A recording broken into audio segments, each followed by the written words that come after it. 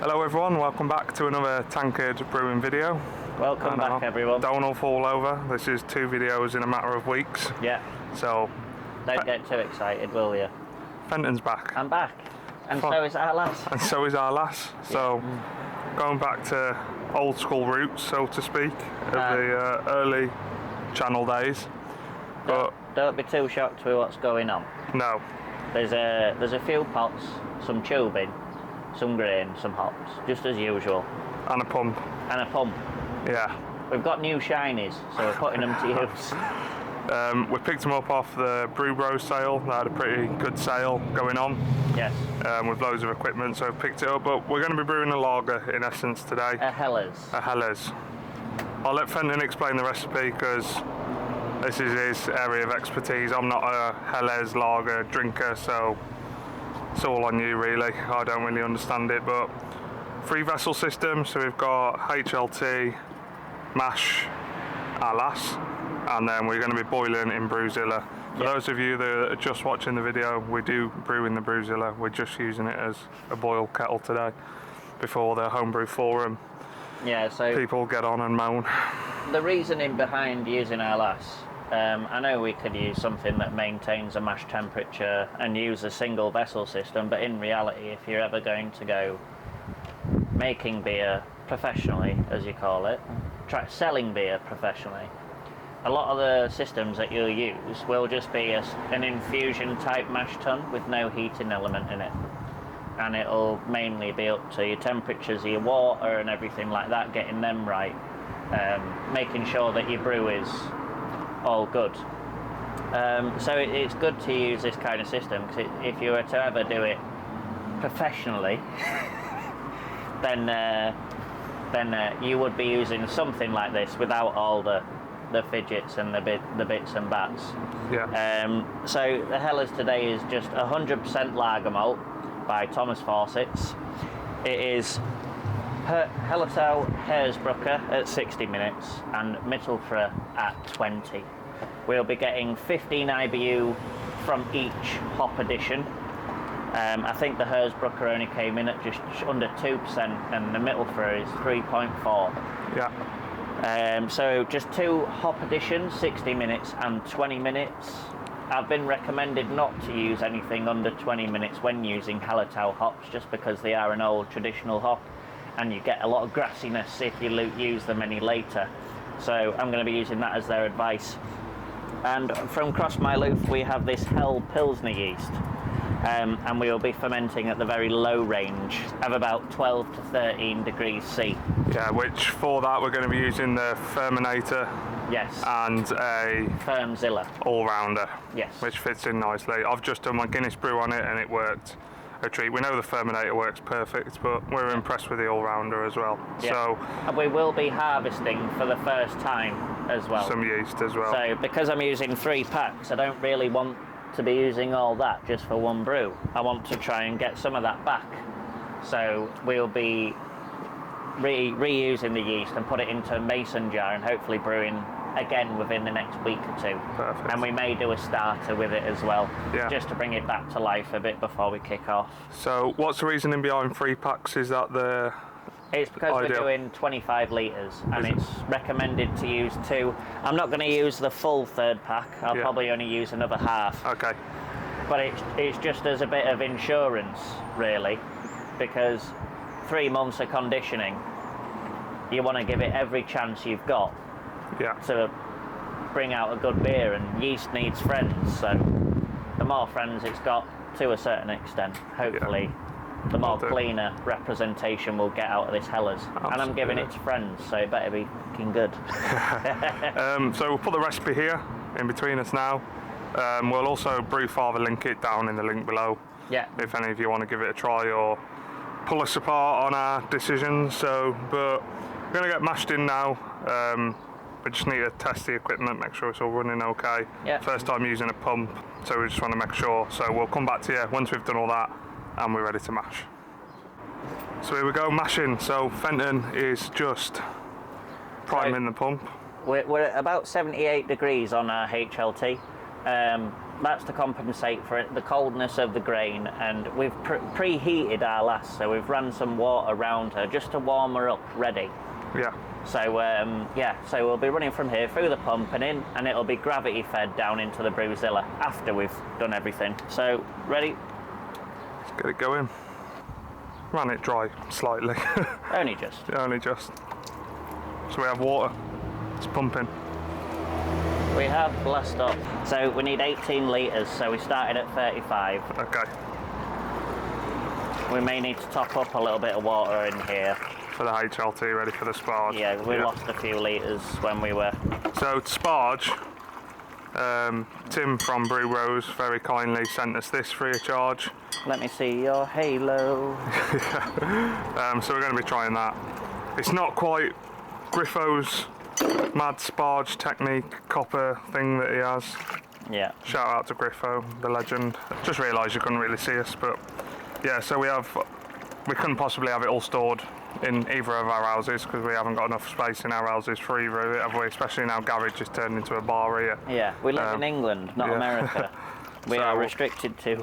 We tend to run stuff between both of our houses, don't we, in between brews. That's a 73. It's what, mate? 73. 73 in? Yeah. Yeah, that's fine. So we will be fly sparging today. And that's why the need for the pump and everything else. Otherwise, we'd have to have a 3-tier standard course. Which we haven't got, and probably won't get. No. Right, mate, that's us. That's us. So that's the right amount of water in. Mash pedal. I'll take the paddle. Tesco today. Tesco's finest. Tesco's finest. So here we go, mashing in. So it's 5 kilo of Thomas Fawcett's lager malt into 18 litres of mash water.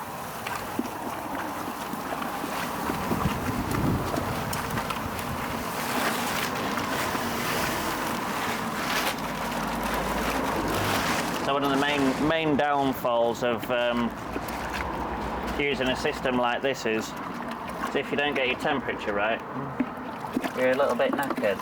It takes some adjusting, doesn't it? Yeah, I'm happy. There's no real... Doesn't seem to be any dough balls in there. That was one there. That's fine. So we're looking at a mashing temperature of around 67 degrees.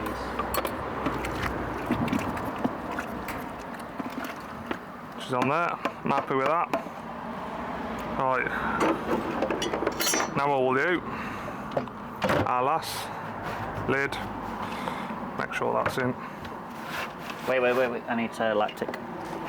Oh yeah, we're adding lactic acid in today. Because we have no trade-off, and it'll be very alkaline whenever you use. So we're going 5 mil. Yeah.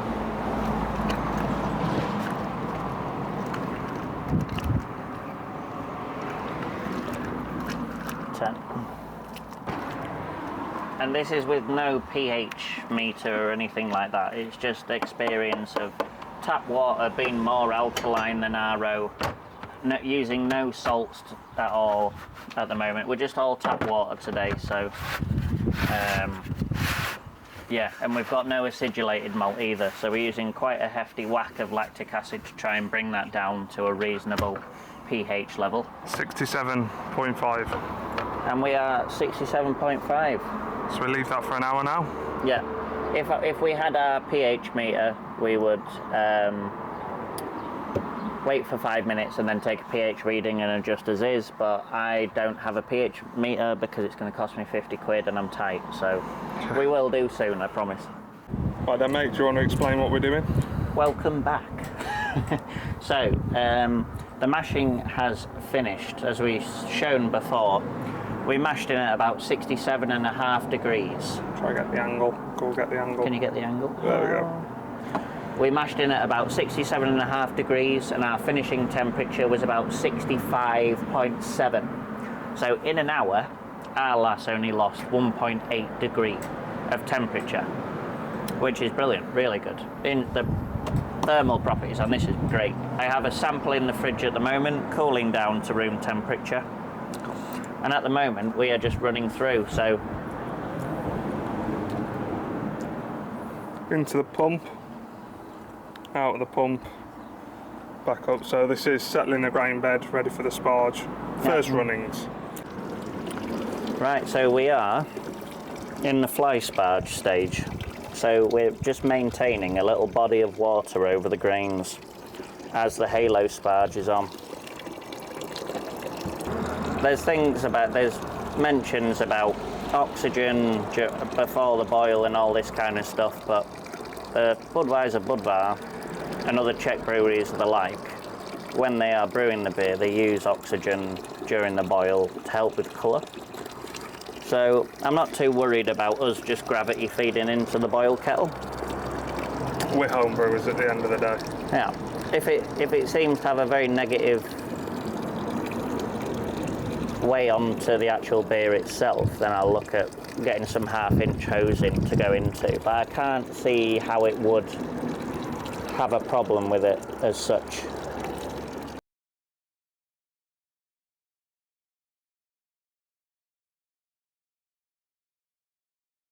We're coming up to the end of the boil and we're enjoying a freshly poured Guinness. Yeah, sampling a bit of the old Irish hospitality in the bar. We are hopefully coming towards the end of the keg. It's a 50-litre keg and it's been about 3.5 months now that we've had it. And it's surprisingly alright considering we've had it 3.5 months. Yes. But it's been kept cold. It's been kept cold and it's not moved in this whole time. But yeah, I think we're all Guinnessed out now. But I think Ben's starting to go on to Murphy's and Nightjar now, isn't it? Yeah. Nightjar from Wye Valley. If you haven't tried it, that is a cracking stout. I don't know where you can get it in the country, but I know it's certainly around the Midlands you can get it. And yes. I'm guessing down in London, because I think Wye Valley have quite a presence down in London. But yeah, we're mainly sitting in the bar because it's actually quite sunny outside. It's cool in here. Yeah, it's a nice respite. Yeah. And we thought it might be a nice little bit of extra scenery. We need to wipe this off. Yes, we have cheese toasty on advertisement. It currently says we sell tuna and sweet corn and cheese toasties for $2.95. Which is an absolute steal. It is.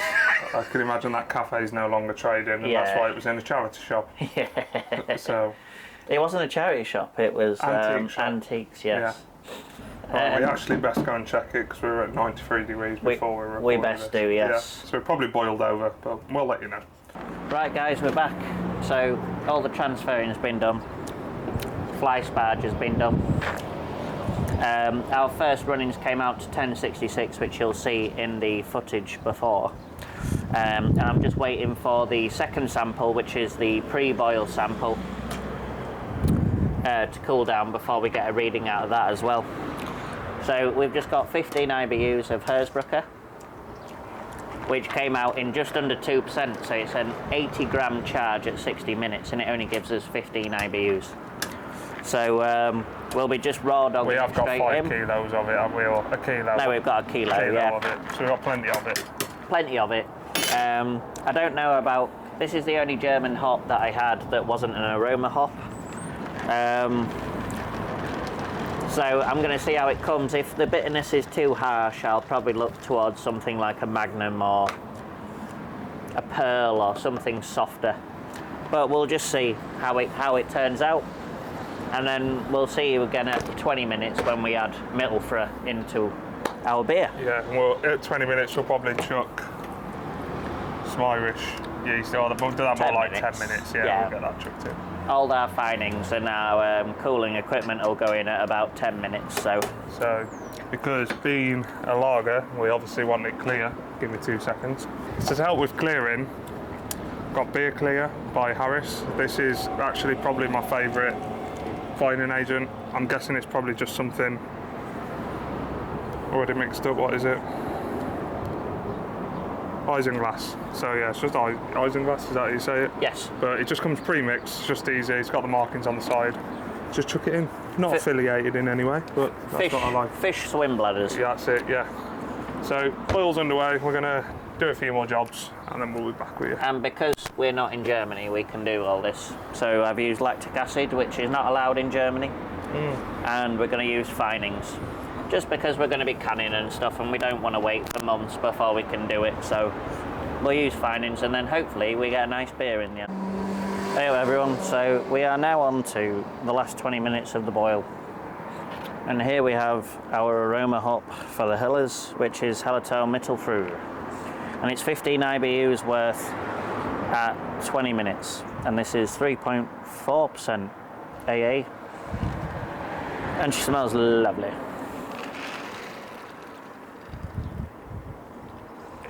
So hopefully that'll give us some nice flavour and not any grassiness, but we're yet to see.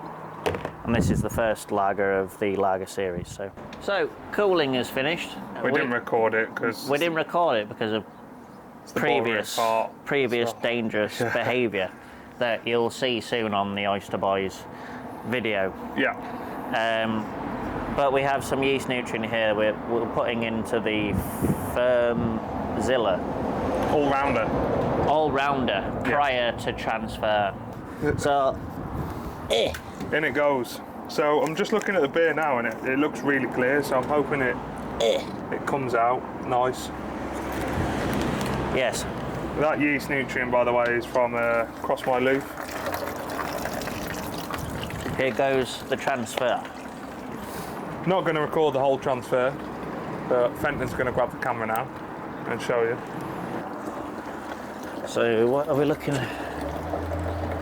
We've got down to 19 degrees, which is pretty good going. We will be fermenting at 13. I'll probably just pitch and cool as the yeast comes to life. I'm not too afraid. It's within tolerances of the yeast anyway. So we're in the filling stage. The beer looks good. I still need to have a look at my pre-boil.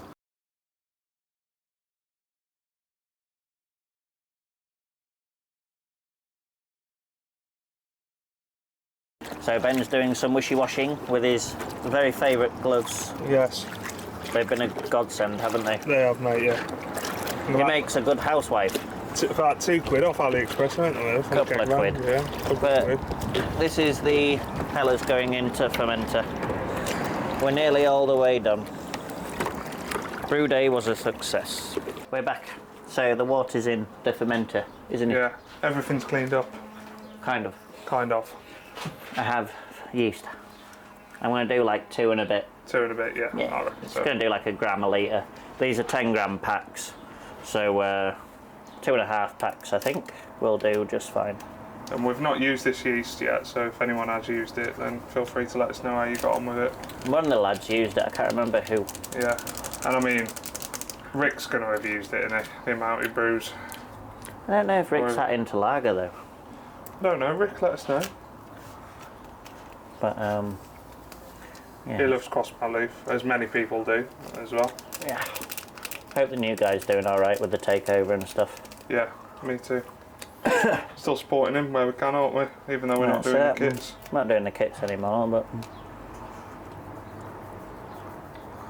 I reckon that'll do. yeah. Yeah. There we go. That's a good £6 in used or something. But we will be reusing this time. We will. We've said it previously, but we actually will this time. Yeah.